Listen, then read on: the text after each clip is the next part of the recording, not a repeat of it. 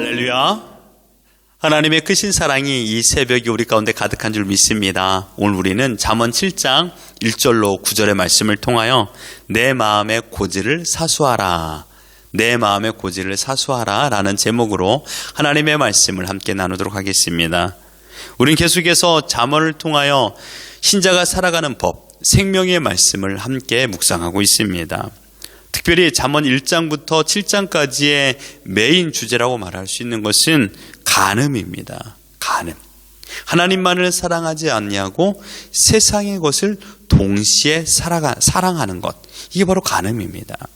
그렇기 때문에 이 간음이라는 것은 육체적인 것도 있을 수 있지만 우리 정신적으로 또는 믿음적으로 하나님이 아닌 것, 그것을 내 가슴에 두고 살아가는 것, 내 마음의 주인을 세상 것으로 두는 것, 이게 바로 간음이라는 것입니다.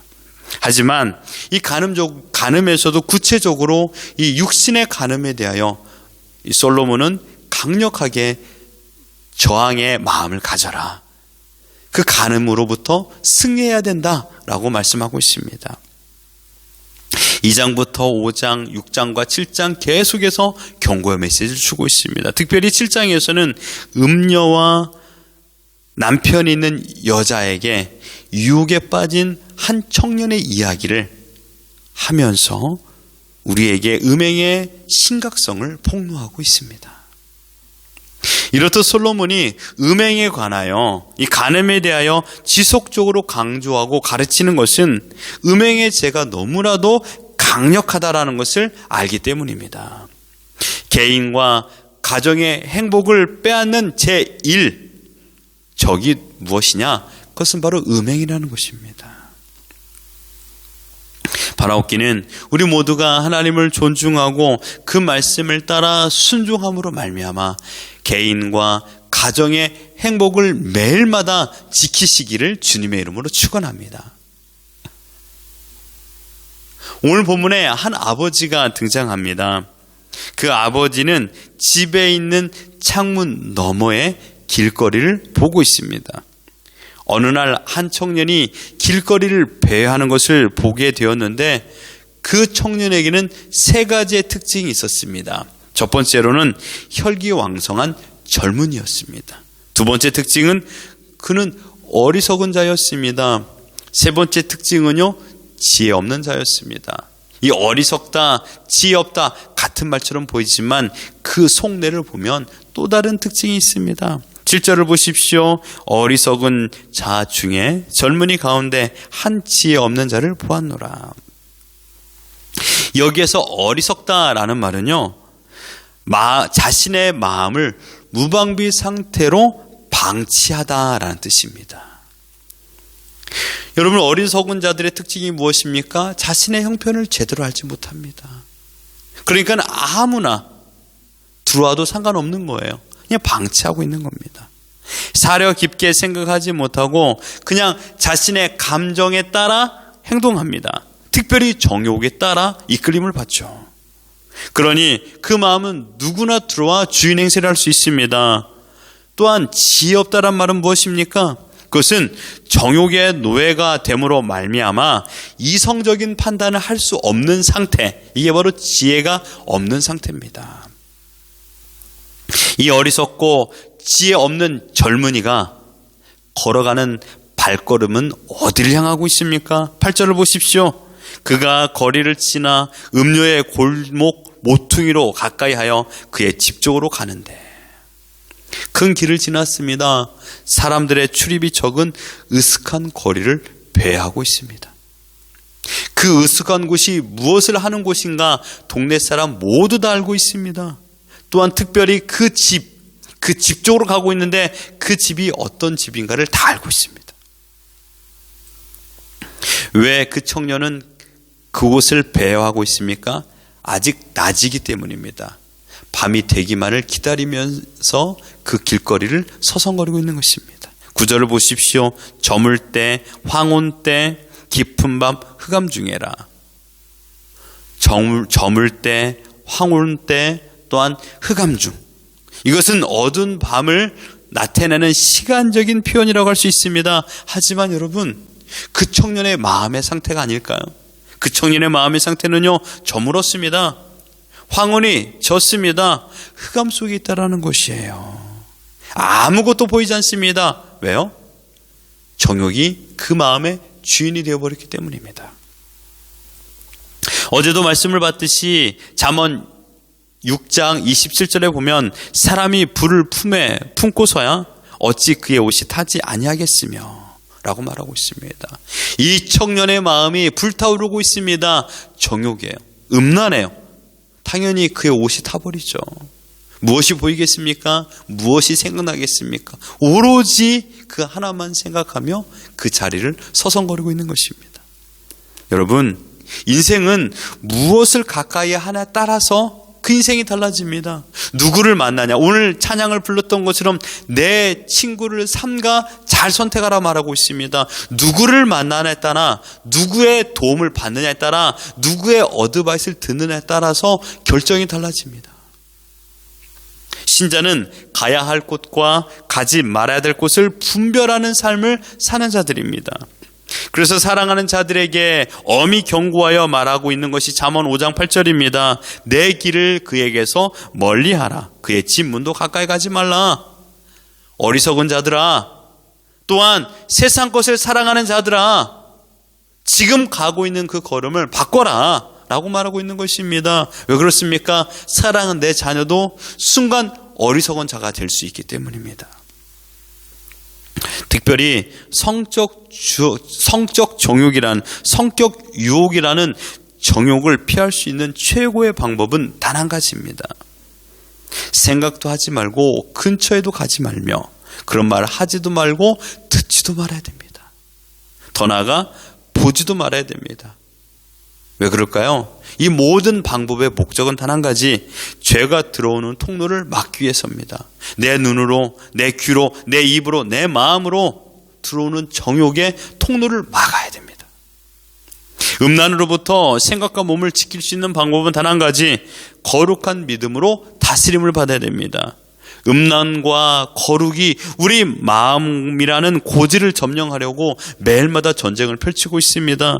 마치 6.25 전쟁에 한국 국군과 중공군이 강원도 철원군에 위치한 백마 고지를 점령하기 위하여 10일 동안 주인이 24번 바뀔 정도로의 그 강도 높은 전쟁을 매일마다 펼친 것처럼 지금 우리의 마음은 이 정욕과 거룩의 싸움이 펼쳐지고 있다는 것입니다.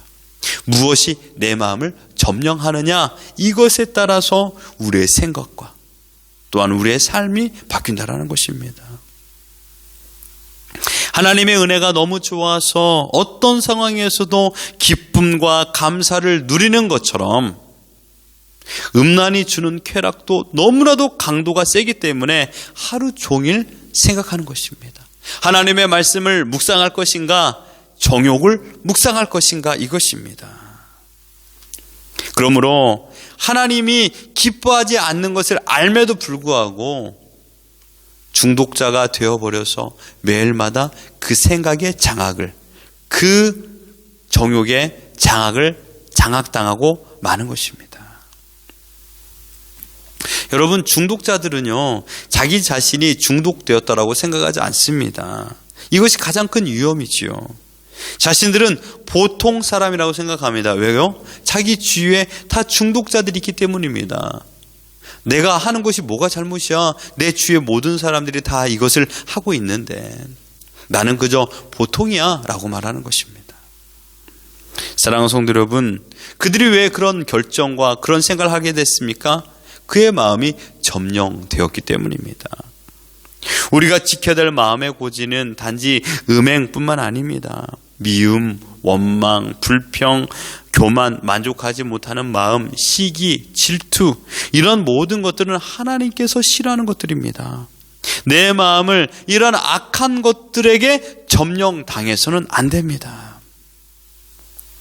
그렇다면 내 마음의 고지를 지혜와 명철로 지켜낼 수 있는 방법은 무엇입니까? 오늘 본문 2절과 3절을 보십시오. 내 계명을 지켜 살며 내 법을 내 눈동자처럼 지키라. 이것을 내 손가락에 매며 이것을 내 마음판에 새기라. 여러분 보십시오. 내 법을 내 눈동자처럼 지키라. 여러분 눈동자 함부로 취급하지 않습니다. 왜요? 매우 소중하기 때문이에요. 우리 몸 그 어떤 거 하나라도 소중하지 않은 것이 있습니까? 우리는 몸을 소중하게 지키듯이 하나님의 법을 지켜야 됩니다. 지혜와 명철을 내 마음 중심에 두라는 것입니다. 내 마음의 주인을 하나님을 존중하는 태도로 가득 채워야 됩니다. 악하고 더럽고 음탕한 생각이 내 마음의 주인이 되어서는 안 됩니다. 이스라엘 사람들은 생활할 때 언제든지 쉽게 말씀을 읽을 수 있도록 자기의 이 몸 이쪽 부분에 작은 통을 만들어 묶어놨습니다. 이 팔에. 그리고 이 묶어놓은 통 안에 성경 구절을 말씀을 기록해서 적어 넣어놨습니다. 언제든지 꺼내서 읽을 수 있도록. 언제든지 꺼고 다시 읽고 다시 그 말씀을 넣어놓고요. 이것을 자연스럽게 할 수 있도록요. 왜요? 내 말씀과 동행하며 하나님과 내가 동행하기 위해서 이렇게 말씀을 넣어놨던 것입니다. 고대 이스라엘 백성들에도 이런 유혹에 강력하여서 이 유혹을 이겨내기 위하여 말씀을 항상 묵상하며 살았다라면 지금 이 시대에 얼마나 더 유혹이 강력합니까? 더 많이, 더 자주 하나님의 말씀을 읽고 묵상하며 살아가는 것이 이 강력한 유혹을 이겨낼 수 있는 유일한 방법인 줄 믿습니다. 세상은 강력하게 우리를 공격하고 있는데 우리의 방어 전선은 더 강력해야 되는데 우리의 방어 전선을 여러분 빗장을 풀어놔서는 안 됩니다. 미련하다시피 우리가 취할 방법은 단 한 가지입니다. 이 방법 외에는 다른 방법이 없습니다. 왜요? 하나님께서 이 방법만 허락하여 주셨기 때문입니다. 다른 게 아닙니다. 지혜와 명철의 말씀을 내 마음의 태블릿에 새기는 것입니다.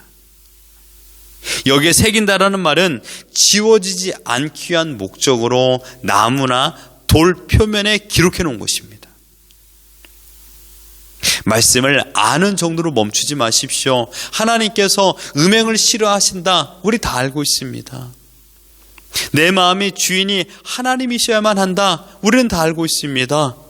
주님은 우리가 거룩한 삶을 살기를 원하신다. 다 알고 있습니다. 그러나 그 알므로 끝내는 것이 아니라 내 마음판에 새긴 말씀이 매일마다 떠오를 수 있도록 매일마다 수시로 때마다 내 마음에 태블릿에 새겨놓은 말씀을 기억하며 묵상하며 그 말씀의 뜻이 무엇인지 그 말씀대로 우리가 살아가는 것입니다. 내 마음에 경각심이라는 것을 심어줘야 됩니다. 내 의지로 불가능합니다. 내가 어떻게 이 세상의 즐거움의 음행을 이겨낼 수 있을까요? 방법은 오직 성령 하나님을 의지하는 것입니다. 성령 하나님께서 내 마음에 하나님의 뜻이 무엇이며 가르침이 무엇인가를 떠오르게 하십니다. 죄악이 무엇인지를 알게 해주십니다. 죄악의 심판의 결과가 무엇인지도 알게 하십니다. 하나님께서 지금 나에게 무엇을 원하는지를 말씀하고 있습니다.